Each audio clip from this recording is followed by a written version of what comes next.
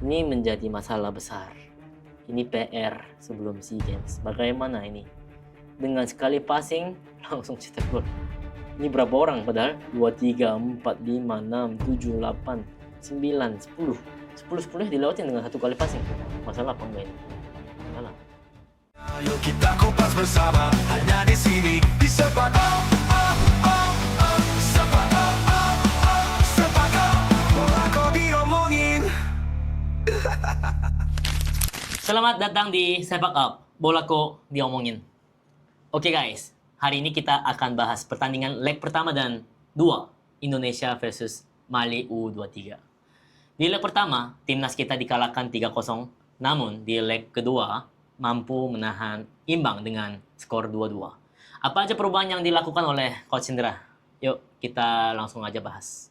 Oke, jadi Indonesia kita menggunakan formasi 4-3-3. Memang banyak yang dibicarakan ya. Kita harus pakai 4 back atau 3 back gitu. Ya kalau menurut saya sih ya memang ya dari kemarin-kemarin saya ngomong ya 3 back lebih cocok. Itu menurut saya. Nggak tahu pendapat-pendapat netizen seperti apa ya. Dan memang terbukti juga sebenarnya kemarin pakai 3 back jadi lebih baik. Nah, kita mungkin bedah dulu ketika kita menggunakan 4 back. Dan agak sedikit tanda tanya juga sebenarnya nomor 27. Rafael jadi gelandangnya di sini. Rafael dan Rayhanan oke. Doni juga jadi wing, jadi naik. Ini memang ada perubahan dan ya Coach Indra mungkin mau coba-coba sepertinya sebelum pertandingan SEA Games nanti gitu. Ya Mali menggunakan formasi 4-4-2 sama seperti pertandingan berikutnya ya. Nah, kita langsung aja ya. Oke. Ini momen paling pertama yang sangat baik bagi kita memang sebenarnya. Di sini kita udah ambil bola dari sini dan kita serang balik. Jadi langsung 4 lawan 3 ya di sini. Lawan hanya 3. 1 2 3. Nah, ini kita benar-benar sangat cepat dan wah ini Arjuna kelihatan sangat-sangat cepat sih. Dan ya pemain yang lumayan cepat. Walaupun ada beberapa hal yang harus diperbaiki menurut saya, tetapi sangat bagus dan dia sampai bawah cepat Doni, tetapi di terakhir nggak bisa apa ya passing ke Mauro. Mauro tadi lari ya ke sini, nggak bisa passing terupas, atau mungkin yang lagi lari di sini Arjuna mungkin passing ke sini juga oke sebenarnya, tapi karena terlambat jadinya nggak bisa apa ya memanfaatkan kesempatan atau peluang yang baik gitu. Nah, kita bisa lihat ya setelah serang balik langsung pemain-pemain kita bagaimana turun semua sampai sini ya turun. Dan ini memang Coach Indra anggap tim ini pasti kuat daripada kita, jadi tidak ada pressing depan langsung tetapi harus turun sampai di garis ini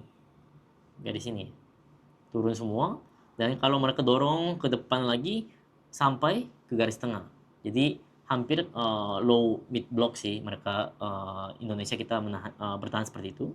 Dan di sini Mauro main 2 kali ya kemarin, baru main juga dan beberapa hari sebelumnya juga main dan main pertama juga, tetapi sebagai pemain striker menurut saya harusnya pressing aja langsung gitu datang, tetapi tidak ada kecepatan, tetapi dia jalan aja dan biarkan lawan lewat aja begitu, akhirnya bisa passing ke sini. Jadi mungkin yang saya pernah bicara ya mungkin sebelumnya, sebagai pemain depan dan turun menjadi posisi bertahan itu harus benar-benar bertahan juga gitu sama-sama gitu. Kalau enggak pemain-pemain belakang sama pemain-pemain gelandang yang akan jadi capek gitu. Jadi Mauro mungkin masih muda juga, masih banyak potensi menurut saya, tinggi juga soalnya. Nah, kayak gini yang mungkin harus diperbaiki, harus di pressing datang begini ya harusnya. Bola misalnya ke sini, oke datang pressingnya arahin ke samping biar bolanya ke sini. Nah, tapi saya lihat beberapa kali Mauro itu nggak ada pressing keras gitu. Tetapi memang ikut sih ikut, tetapi nggak ada pressing buat lawan gitu. Ini momen kemasukan gol di menit keempat, tetapi corner. Menurut saya kalau di sini saya lihat di sini, memang duel juga kurang, tetapi harusnya Cahya sebagai kiper harusnya bisa pancing. Harusnya. Sayangnya nggak bisa. Dan pemain lawan yang bisa dapat duel. Jadi skor 1-0. Dan ini satu lagi, ini yang mungkin waktu pertandingan leg pertama itu yang kurang. Nah, ini passing ke samping. Tetapi pemain samping sini, tim Arjuna ya di sini ya. Arjuna harusnya prediksi datang. Tetapi setelah passing udah nyampe baru mau datang. Kalau begini, lawan bisa terserah dia gitu. Bisa passing ke sini, bisa passing jauh, bisa passing ke belakang gitu. Nah, ini harus ditahan bagaimana? Dengan prediksi, harusnya udah passing, harus datang duluan sampai sini. Dan setelah itu,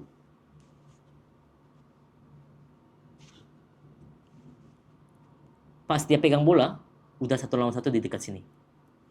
Baru lawan juga paling back pass doang opsinya. Tetapi karena dibiarkan, jadinya dia bisa balik badan, passing ke sini, bisa juga passing ke sini. Mereka pemain timnas juga, kita juga pemain timnas. Artinya, mereka berkualitas untuk kick kalau misalnya dibebasin. Tetapi kalau misalnya ada kedengaran jejak lawan atau kita rasa ada lawan datang cepat gitu, pasti lawan juga akan buru-buru dan akan salah passing gitu. Itu yang kita harus kejar, bukan kita mau ambil bola gitu dari lawan gitu. Nah, ini saya bicara beberapa kali ya, mungkin tentang Arjuna, karena sebagai pemain depan juga sama. Mauro juga tadi sama, Arjuna juga sebagai pemain depan harusnya bertahan dengan baik. Bagaimana? Ini lihat, ini Arjuna datang dan pemain lawan passing. Dia mau passing 2 lawan 1. Tapi Arjuna biarkan lawan lari ke sini. Jadinya bisa passing masuk seperti ini. Ini hampir kemasukan gol. Nah, ini Arjuna beberapa kali juga sih selalu begitu. Maksudnya udah tahu lawan bakal melakukan passing 2 lawan 1, tetapi biarin aja. Harusnya kita body check atau kita harus kejar dengan prediksi. Tetapi tidak ada prediksi sama sekali kemarin. Ini pertandingan pertama dan Frankie pun sama di sini. Udah dapat bola, tetap dribble di sini, akhirnya kehilangan bola, membuat tim kita jadi bahaya. Pemain belakang memang boleh dribble, tetapi ada saatnya kapan harus dribble. Mungkin kalau daerah-daerah dekat-dekat garis tengah, bukan di sini. Karena kenapa? Kalau kehilangan bola di sini bisa langsung hilang bola dan kemasukan gol. Itu yang bahaya buat kita sebenarnya gitu. Tapi memang di pertandingan leg pertama ini kan memang sebagai uji coba juga, dan memang Coach Indra juga banyak yang mau coba-coba sepertinya sebelum SEA Games. Ya, ini hal yang baik sih menurut saya sebelum ke SEA Games. Jadi bisa lawan tim lumayan kuat, tim Mali, dan memang saya lihat memang kemampuan personal pemain Mali itu memang sangat-sangat baik semua.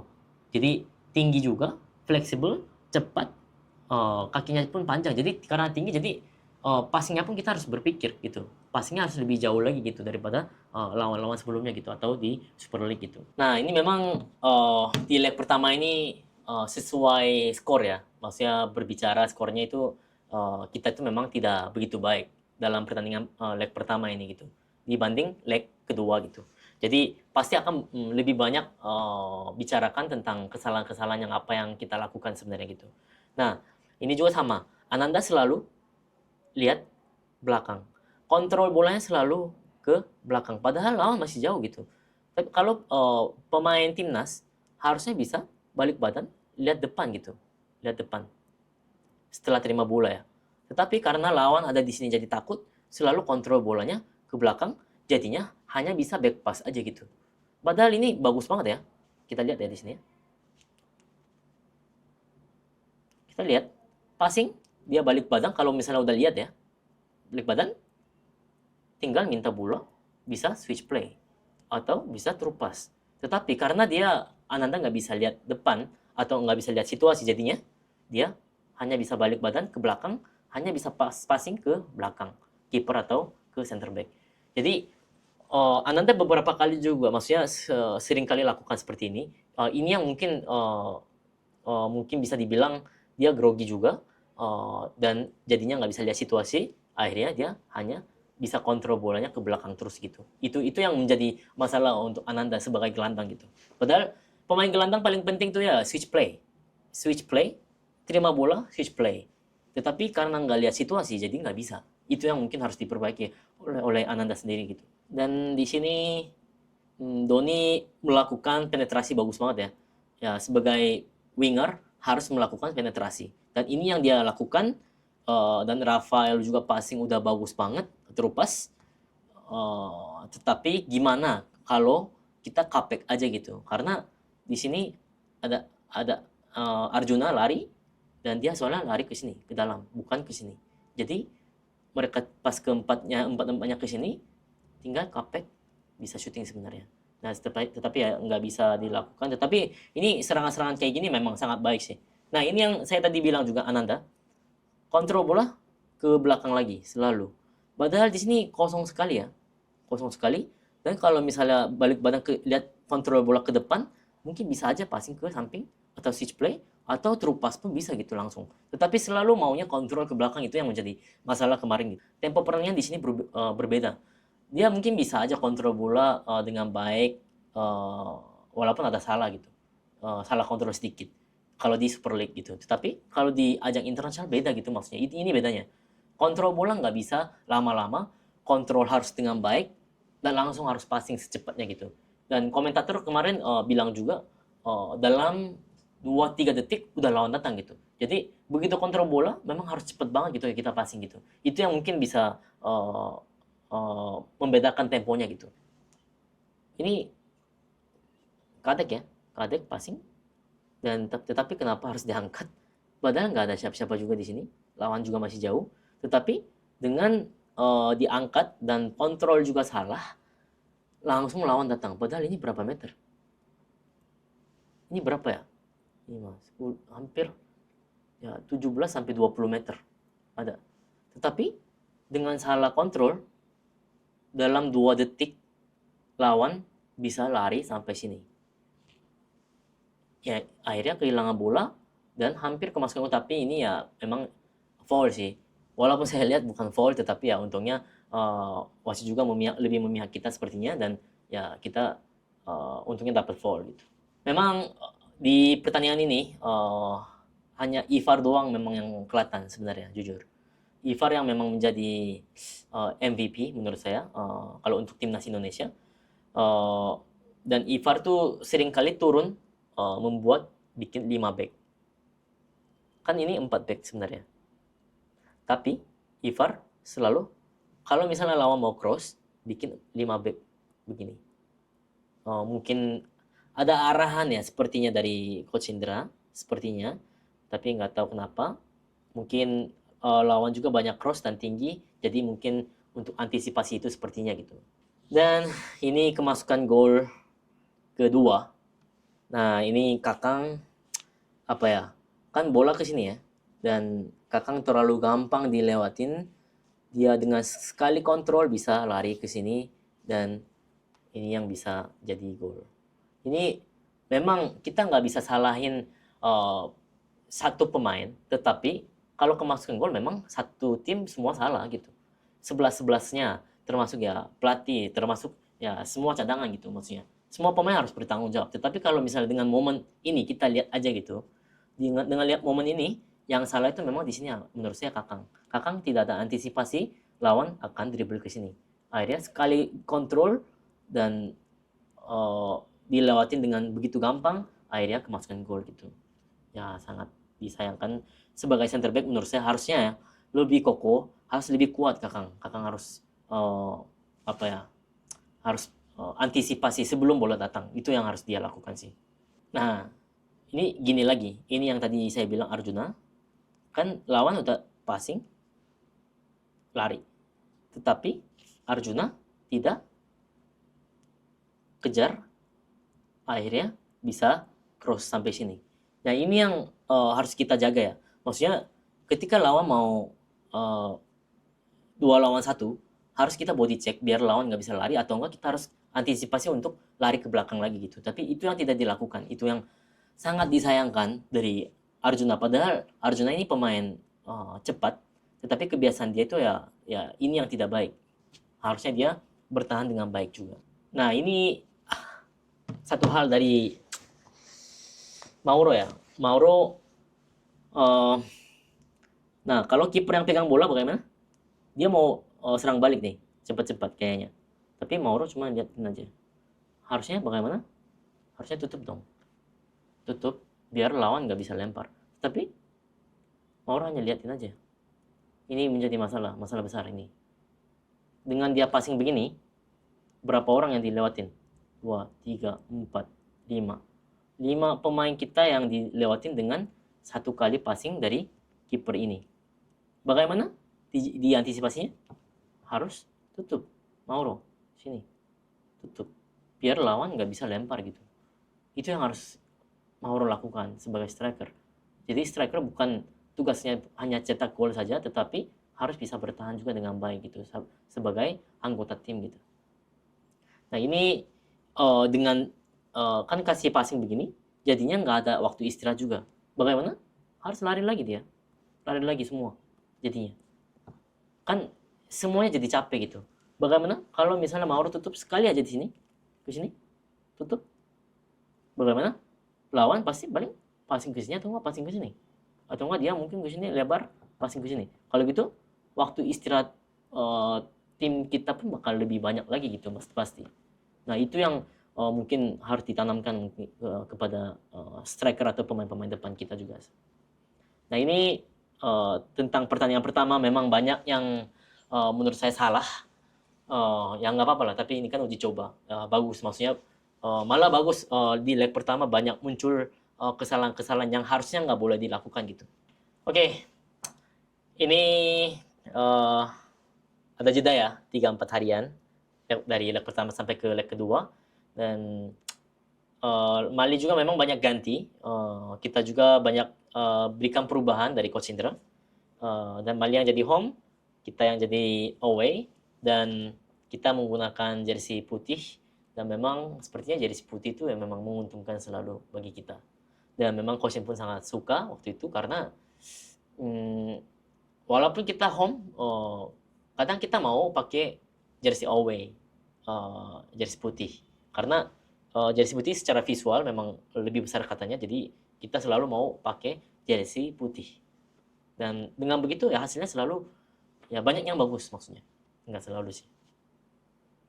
Dan perubahan paling besar adalah ya menjadi 3-4-3 formasinya. Dan di sini Ferrari masuk. Dan ini saya setuju, sepertinya Ferrari memang cocok buat 3 back. Dan Dion ini memang saya nggak kenal, tetapi beberapa kali saya lihat juga di U19 kemarin. Kadek juga sama. Dan Doni bagus di wing kiri, dia wing back kiri, cocok. Dan Rivaldo ini lumayan kuat sebagai gelandang bertahan. Sepertinya cocok sama Ivar Jenner ya. Jadi ini squad yang lumayan oke sepertinya yang saya lihat. Dan di sini ada kiper juga berubah, ganti jadi Dava ya dari Caya. Dan memang perubahan yang sangat kelihatan itu organisasi. Organisasi bertahan sangat baik. Di awal mula yang sangat baik ya. Ini bisa kita lihat rapi sekali. Sangat baik ini. Begini, bola ke samping baru datang. Ini oke. Dan masalahnya ya pemain timnas kita kan, pemain timnas. Momen di sini ada salah kontrol lagi. Nah ini yang mungkin bukan tidak punya kemampuan, tetapi kita bisa bilang kurang fokus. Baru menit keempat, belum juga capek padahal. Tapi karena kurang fokus, kontrolnya begini, lawan langsung pressing dan bisa langsung kehilangan bola. Nah ini yang kita harus mungkin benar-benar fokus ya. Ini yang harus kita pemain kita harus sadar gitu maksudnya. Ini bukan apa-apa gitu, bola bukan apa-apa, tapi ini yang kenapa salah kontrol gitu loh. Dengan salah kontrol sekali kita bisa kemasukan gol, apalagi di lini belakang gitu sekarang. Nah ini yang mungkin bisa dipuji salah satu di pertandingan ini, banyak komunikasi di antara pemain. Nah lihat, Kadek pakai tangan. Apa maksudnya? Karena pemain di sini kan agak jaraknya antara lini belakang sama lini bertahan. Dia sengaja ini pemain Bali memang ini bagus nih pemain Bali yang ini.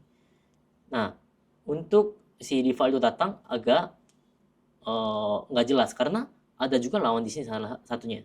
Jadi Kadek ngomong apa? Kadek bilang jaga yang di sini. Ini Kadek yang jaga. Jadinya bagaimana? Oke, 1 lawan 1. Nah, bisa jaga 1 lawan 1. Nah, ini yang sangat baik. Dan komunikasi ini yang Coach Sen selalu tanamkan, selalu, setiap hari. Komunikasi di antar pemain itu ini gitu. Tetapi waktu itu mulai memang ada perbaikan yang sangat baik. Dan apalagi yang Rizky Ridho yang selalu melakukan itu gitu sebagai pemain belakang. Pemain belakang kan kelihatan semua ya jadinya. Jadi banyak yang harus bicara itu kiper, paling harus banyak bicara, dan setelah itu ya pemain belakang. Ini saya jujur nggak terlalu kenal pemain Dion ini. Tetapi ini tidak boleh lakukan menurut saya. Pemain center back passing langsung ke striker. Sama juga Mauro tetap diam. Harusnya pressing datang biar lawan nggak bisa tenang passingnya gitu. Tetapi ya udah masuk. Dengan masuk Dion harusnya bagaimana? Nempel dekat lawan biar kita dorong lawan ke samping atau ke belakang biar lawan back pass lagi atau bisa kita sandwich. Kita bisa bikin pressing di sini. Karena ini tim kita semua. Tapi dengan Dion jaga jarak, jadinya bagaimana? Lawan bisa balik badan atau bisa passing semau dia gitu loh. Ini yang harus kita jaga ya. Dion harusnya datang keras, dekat, biar lawan nggak bisa tenang. Tetapi karena dibiarkan jaga jarak, nggak tahu kenapa jaga jarak. Karena jaga jarak jadinya bisa passing ke sini. Harusnya datang, dan kalau datang dia mungkin kontrolnya jadi susah, baru kita bisa ambil bola dari pemain-pemain lain yang datang. Bisa sandwich. Dion nggak boleh, menurut saya ini benar-benar nggak boleh lakukan. Harus datang keras biar lawan nggak bisa ngapa-ngapain. Nah, ini momen yang sangat disayangkan. Lawan lagi build up, passing, terus salah kena, akhirnya Rafael harusnya balik badan langsung shooting. Tetapi ini yang tidak bisa dilakukan. Sayang sekali. Rafael passing, shooting, tapi shootingnya kurang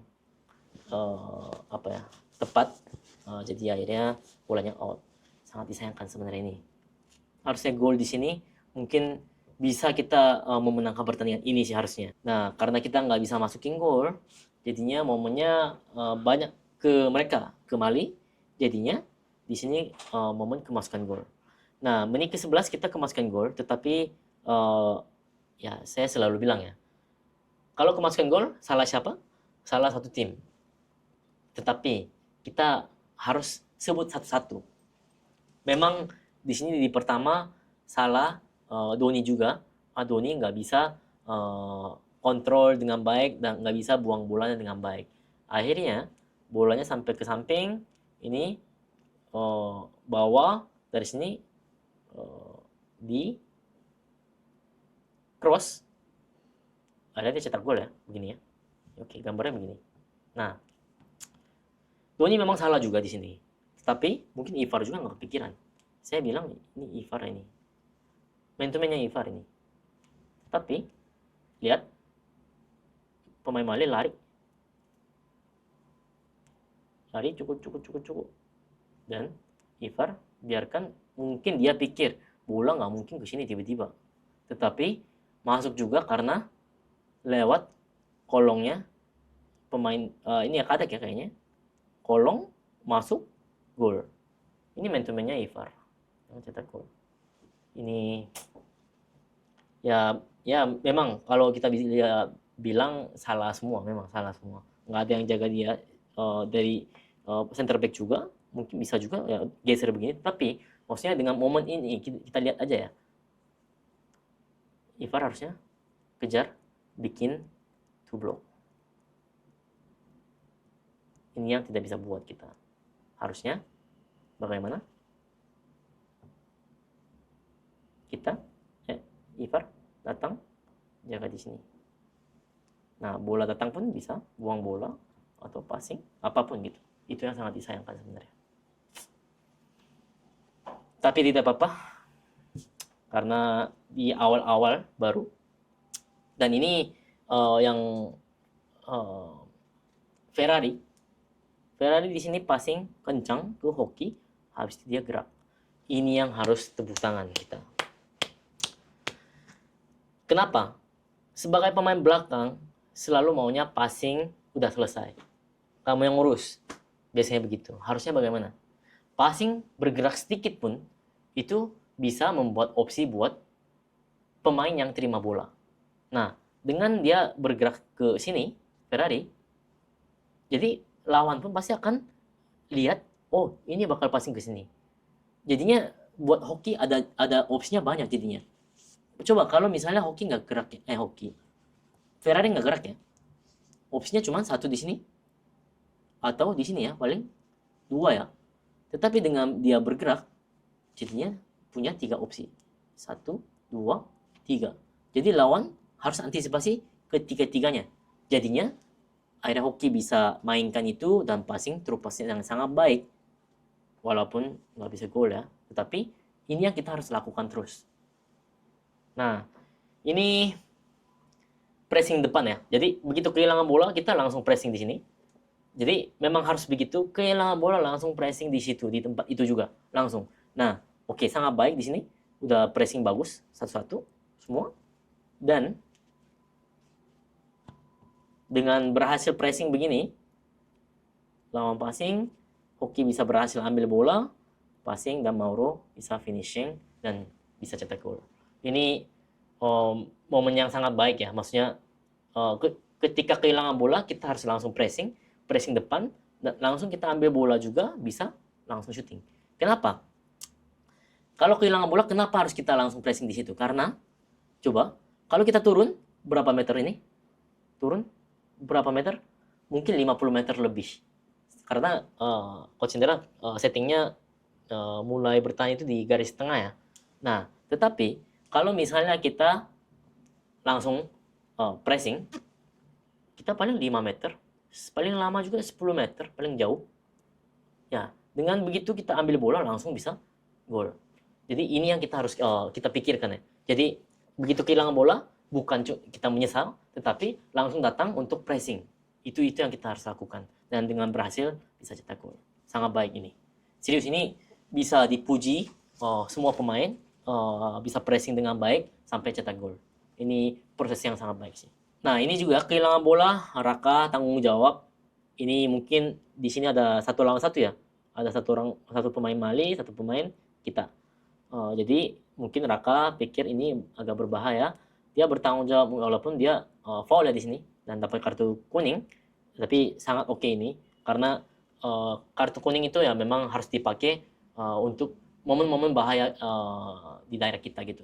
Nah, ini hampir aja mungkin kalau misalnya passing ke true pass mungkin bisa cetak gol, tetapi dengan Raka bertanggung jawab sangat baik. Tetapi Raka ada beberapa kali memang kelihatan grogi sekali, tetapi ya mungkin semakin lama semakin akan baik. Dan Raka pun waktu pemain timnas U19 ya waktu itu kita pernah ketemu juga, dia memang ada potensi, tetapi ada beberapa kekurangan yang harus dia perbaiki ya. Tapi ya di sini mungkin kelihatan sangat grogi juga. Tapi ya ini momen ini sangat oke. Ini yang man to man, masalah man to man. Tadi kayak komunikasi. Ini menjadi masalah sebenarnya. Ini yang harus komunikasi antara pemain juga. Bagaimana harus man to man. Memang secara keseluruhan pasti akan diberitahu dari staf pelatih. Tetapi kalau udah masuk ke lapangan harus ada komunikasi di antara pemain. Bagaimana? Lihat. Ini di sini ada Ivar. Dia lagi man to man nomor 8 ini. Betul ya? Tetapi ini siapa yang man to man? Nggak bisa Mauro kayak bolak-balik semua. Nggak bisa. Jadi kalau situasi begini memang harus Ivar datang. Kalau passing ke sini ya. Nah, tetapi dengan passing begini, nomor 8 ini siapa yang harus kontrol dan siapa yang harus man to man? Coba lihat. Dan Ivar udah bilang, ini man to man. Ini dia pakai tangan begini ya. Tangan. Tetapi mereka bingung. Padahal ini lini belakang kita 3, 4 lawan 1, 2 ya. Nah, 4 lawan 2 itu cukup ya harusnya ya. Ya kita nggak usah hitung yang ini deh. Ini nggak usah deh. Kita anggap aja ini aja. 1, 2, 3. Oke. 3 lawan 2 menurut saya cukup banget. Tetapi dengan Ivar momentum yang ke sini, nggak ada yang datang, akhirnya dia passing aja ke sini. Kenapa? Kenapa? Pas Ivar mau datang, datang aja nggak apa-apa. Kenapa mau jaga di posisi ini gitu kan? Nggak perlu jaga posisi ini. Yang penting datang biar dia nggak bisa kontrol bola dengan baik. Jaga di sini aja gitu. Cukup dong. Ini 2 lawan 1 di sini. Ini 1 lawan 1, nggak apa-apa di samping. Nggak apa-apa harusnya. Tapi karena salah komunikasi nggak datang, jadinya momen-momen bahaya juga jadinya kita sendiri. Ini bahaya juga, momen bahaya, tetapi ya cukup ya untuk 2 orangnya. Dan 3 orang pun lebih dari cukup sebenarnya. Itu yang sangat sayang, dan ini yang harus mungkin diperbaiki sampai sebelum SEA Games, komunikasi antar pemain. Dan kalau kita ketemu lawan 4 back,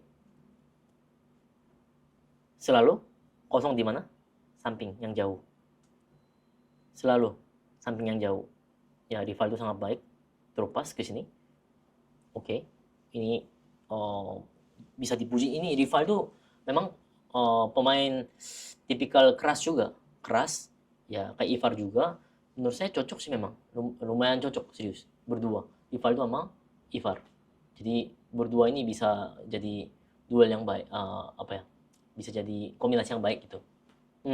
Ini momen kita masuk cetak gol ya. Nah, untungnya ini 2 pemain Mali ini agak lengah sepertinya, jadi nggak turun. Sangat baik ini buat kita. Dan ya kita bisa terupas.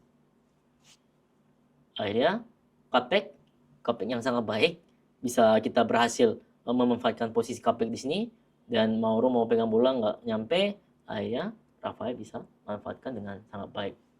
Nice Rafael. Saya lumayan suka sih, kenapa ya, gayanya Rafael pemain baik, serius. Harus ditingkatkan lebih sih. Bakal bisa jadi pemain striker yang baik buat timnas Indonesia sepertinya. Tapi habis kita cetak gol, kayaknya banyak banget momen-momen bahaya gitu. Tapi wah, si Dava gila sih. Dava berapa kali? Ada 1, 2, 3. 4 kali dia tepis. 1 lawan 1 tipis. Beberapa kali, 2 kali kayaknya. Sama ini juga yang corner, datang dia scissors kick. Wow. Ini juga tipis. Wow, ini Dava lagi kondisi baik sih sepertinya, kelihatan. Nah, lihat Rafael juga yang di sini 2 lawan 1 tak bisa tembus dan bisa passing yang baik, sangat baik ke Ricky pertama. Tapi kenapa enggak injak aja di sini gitu, biar Ivar bawa cetak gol di sini. Tapi kelamaan Ricky pertama bawa, akhirnya kehilangan bola dan hilang chance-nya. Mungkin kalau di sini gol ya, mungkin bisa berubah, kita bisa menang 3-1 tanpa kemasukan gol. Tetapi ya kita kemasukan gol kemarin, sangat sayang. Ini pun Dava 1 lawan 1, tetapi dia bisa tepis. Luar biasa Dava, bagus banget. Tapi di sini yang kemasukan gol ya, terupas langsung sekali. Nah, ini masalah organisasi. Sekali lagi, ini harus ada komunikasi antara pemain belakang. Ini kenapa bisa terjadi? Harus jaga line dengan komunikasi, dan nggak boleh kasih passing antara. Passing samping nggak masalah gitu. Jangan sampai kasih lawan terupas ke tengah gitu. Ini yang harus kita blok, semua blok. Tapi 2 line langsung lewat dengan terupas dan bisa cetak gol. Dengan sekali passing loh. Ini menjadi masalah besar. Ini PR sebelum SEA Games. Bagaimana ini? Dengan sekali passing langsung cetak gol. Ini berapa orang padahal? 2, 3, 4, 5, 6, 7, 8, 9, 10. 10 dilewatin dengan 1 kali passing. Masalah apa enggak ini? Masalah. Bagaimana? Nggak boleh kasih passing antara atau tengah. Passing samping nggak masalah dong. Kita datang aja gitu. Tinggal bikin 2 lawan 1. Cross kita masih bisa buang. Tetapi dengan sekali terupas, masukkan gol, sangat sayang. Dan momen bisa gol ya, tapi ini foul juga. Ya ini hampir sih, serius ini. Tapi kayak kena kena nggak kena, intinya kena kayaknya. Terus ini bisa jadi kartu merah, tetapi kelihatan nggak sengaja ya. Saya memang nggak kelihatan sengaja ya. Jadi hanya kartu kuning aja. Dan sangat sayang sekali selesai pertandingannya dengan skor 2-2. Harusnya bisa menang sih ini, tapi sayang sekali. Tetapi nggak apa-apa karena ya dikit lagi ya kita, maksudnya masih banyak banyak waktu ya untuk memperbaiki, dan bentar lagi memang SEA Games. Ya semoga kita bisa juara SEA Games lagi ya, karena kita juara bertahan. Dan Coach Indra ya berpengalaman juga di SEA Games seperti apa, kemarin habis juara juga, kali ini ya semoga juara lagi gitu. Dan squad pemain ini ya menurut saya cukup baik, cukup bisa bersaing untuk juara menurut saya. Ya, semoga bisa juara. Terima kasih sudah nonton Sepak Up. Gimana pendapat teman-teman tentang pertandingan Indonesia versus Mali U23? Silakan tulis di kolom komentar ya. Sampai ketemu lagi di episode selanjutnya. Jangan lupa like, share, komen, subscribe. Sepak Up. Bola kok diomongin. Bye-bye.